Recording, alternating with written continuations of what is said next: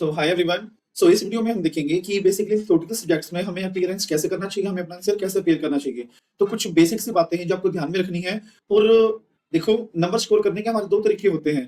पहला आंसर सही लिखे, ये तो है ही जो नंबर स्कोरिंग होता है।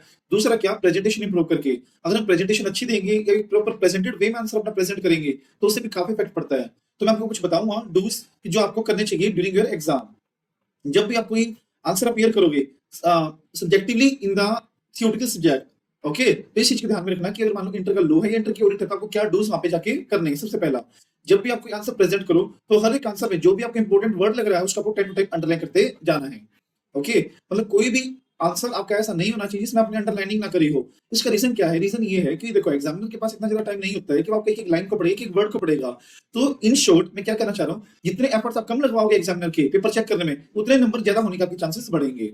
ओके, तो आप इतना क्रिस्प एंड क्लियर रखो कि उसको साफ साफ पता चल जाए कि चार इंपॉर्टेंट वर्ड्स है पूरे आंसर में और चार वर्ड इस बच्चे ने लिख रखे हैं, तो underlining is must.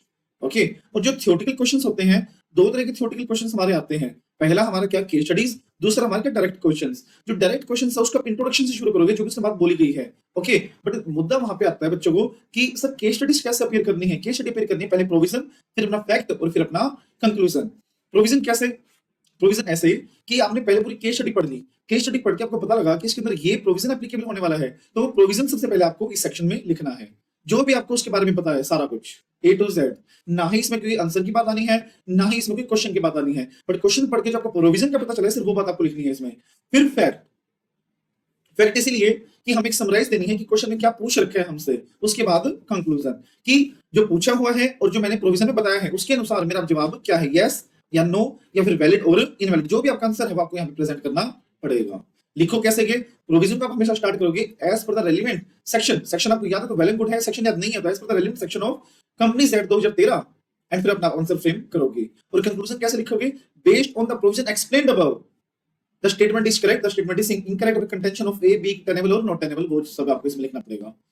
Answer number in the centre of line, ना ही राइट में लिखना है ना लेफ्ट में लिखना है। आंसर नंबर आपका बिल्कुल स्ट्रेट होना चाहिए, सेंटर ऑफ द लाइन होना चाहिए। और आंसर नंबर डाल के, लेट्स आंसर नंबर 1 आप डाल रहे हो तो इसको बॉक्स में डालना है आपको। ओके, इसमें जो मेजर दिक्कत बच्चे क्या करते हैं कि यहाँ पे 1 डाल दिया, 1 के 3 पार्ट्स है तो A यहाँ पे डाल देंगे, B यहाँ पे और C यहाँ पे, हो गया काम। ऐसा बिल्कुल भी नहीं करना आपको। इसकी बजाय आपको करना क्या है, देखो, जैसे आप अपीयर करना चाह रहे हो आंसर नंबर फर्स्ट का ए पार्ट, तो यहाँ पे आंसर 1 ए ऐसे।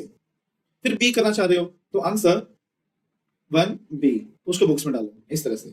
इस तरह के आपको पार्ट्स भी अपीयर करने पड़ेंगे। ओके, अगर आपको चाह रहे हो कि आपकी प्रेजेंटेशन इंप्रूव हो तो this is the best way to appear the answer.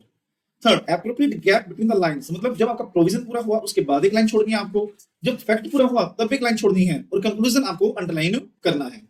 और मान लो क्वेश्चन ऐसा है जिसमें आपसे कोई वैल्यू पूछी हुई है, परसेंटेज चीज पूछी हुई है, तो आपको वो चीज बॉक्स में डालनी पड़ेगी। लेट्स से आपसे पूछा हुआ है कि सीएसआर में कितना अमाउंट कंट्रीब्यूट करना पड़ेगा, आपका आंसर आ रहा है कि 75 लाख उसको कंट्रीब्यूट करना है, तो 70 लाख अंडरलाइन नहीं, सिर्फ आप बॉक्स में डालोगे ताकि स्पष्ट रूप से उसकी नजरों में आ जाए कि अच्छी की वैल्यू है और ये मेरा स्टेटमेंट आंसर में है तो मैच हो रही है, तो आंसर बिल्कुल बच्चे का सही है, इसकी तरफ लगाने ही नहीं पड़ेंगे।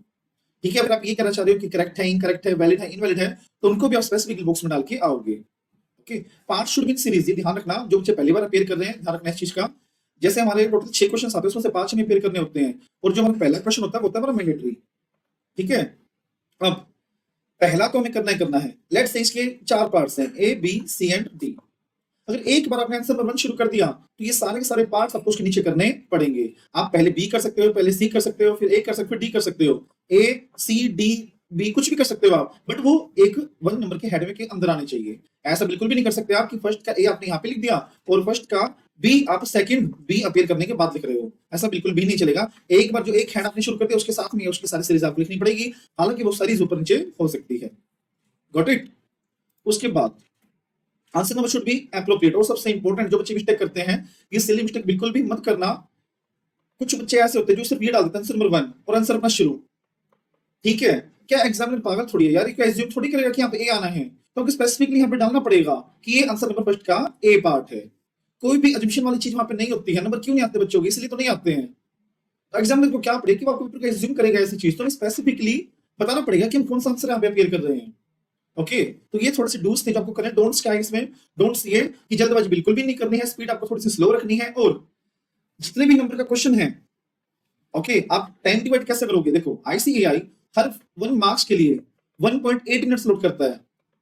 ओके, तो आपको क्या करना है, लेट्स से आपको 6 नंबर का क्वेश्चन है, तो 6 नंबर के क्वेश्चन में इंटू 1.8, तो जितने भी वैल्यू आएगी उतना आपको टाइम डिवोट करना है, वो आप वॉच लेके जाओगे जो आपकी हेल्प करेगी कितना टाइम आपको पूरा करना है। उतना टाइम में हो रहा है या आपको लगता है कि आधा या आपको आधा 1 मिनट लगा के वो पूरा हो जाएगा तो कर सकते हो, बट आपको लग रहा है कि टाइम इसका पूरा हो गया और ज्यादा टाइम लगेगा और करने में, तो वहां पर उसको ड्रॉप कर देना चाहिए। क्यों? क्योंकि वो क्वेश्चन डूबेगा ही डूबेगा, साथ में और 4 क्वेश्चन और लेके डूबेगा वो।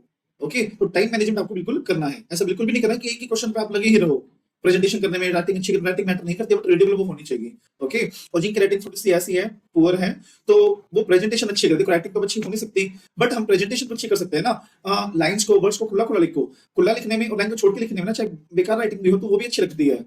ओके, तो ये थोड़े से डूज से जो आपको करने हैं, और आपको कोई और कुछ क्वेरीज हो तो हम जो पूछ सकते हो। Thank you, have a nice day, bye bye.